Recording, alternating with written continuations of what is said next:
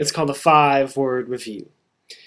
The movie I saw most recently was Catfish. Catfish is a 2010, I believe, 2009 maybe, documentary about the story of a guy who starts a relationship online with his girl named Megan, and he pursues it. And through talking to her, he finds out she has this very strange family who keeps sending him all these things, and it becomes kind of this weird stalker thing.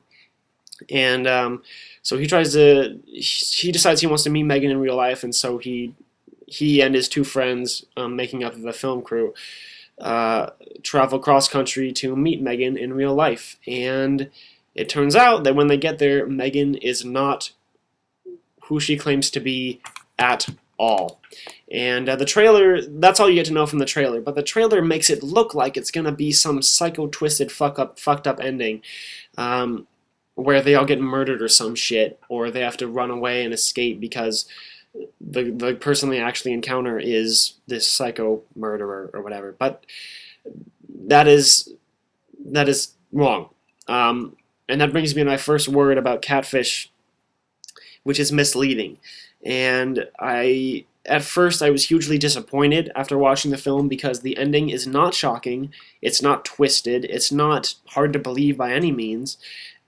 But if you take the movie for what it is and know what to expect, it's a really nice ending. It's a very great film with a really powerful moral. And so that brings me to my second word, which is honest. And what makes this film so honest is that the person he encounters is not who she says at all. And the reason, and I guess this is kind of a spoiler alert, but it's really not a big deal at all because you really see it coming from the beginning, and you can kind of expect it knowing what the movie's about. But the person he encounters was living out this fake life, and she ended up creating like 15 or 16 fake Facebook profiles that this character, Megan, she created, were all friends with. And she managed all of them separately on her own time just to make it more convincing that Megan was a real person. And she lived out this fake life for, I guess it was a few months or maybe a month or two, I don't know. And she did it just for hours, for several hours a day. She would just sit on Facebook and talk to this guy. I think his name was Nev or Niv. And the story in the end, when he meets her and finds out what she's really about, it turns into this really sad but also beautiful story about basically the pursuit of happiness. Because this woman has lost. The reason she does all this is because she wanted to be something different when she was younger. She basically wanted to be an artist in multiple mediums, and specifically dancing, and she ended up giving up that life for love, and a huge part of her regrets it immensely, and so she formed this fake Facebook life and falls for this guy, and she knows that she can never have that life back because it was a life that she had when she was younger, and she gave it up. And the entire moral of the movie is that, one, be happy with what you have, no matter how you got there or what you left behind. But even more importantly, when you have the chance, make sure you go for what you want. Make sure that what you are pursuing is what you really want. And in that sense, it's an incredibly heartfelt film, and the ending is sad, but at the same time, it's very inspiring, very beautiful, and also just incredibly uplifting at the same time. And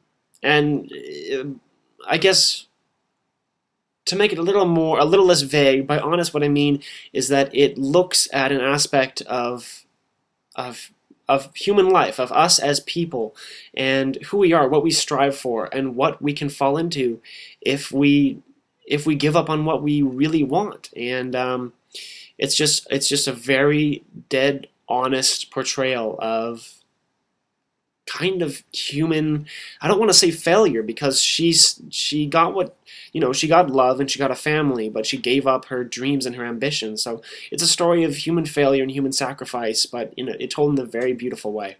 And that brings me to my third word, which is beautiful.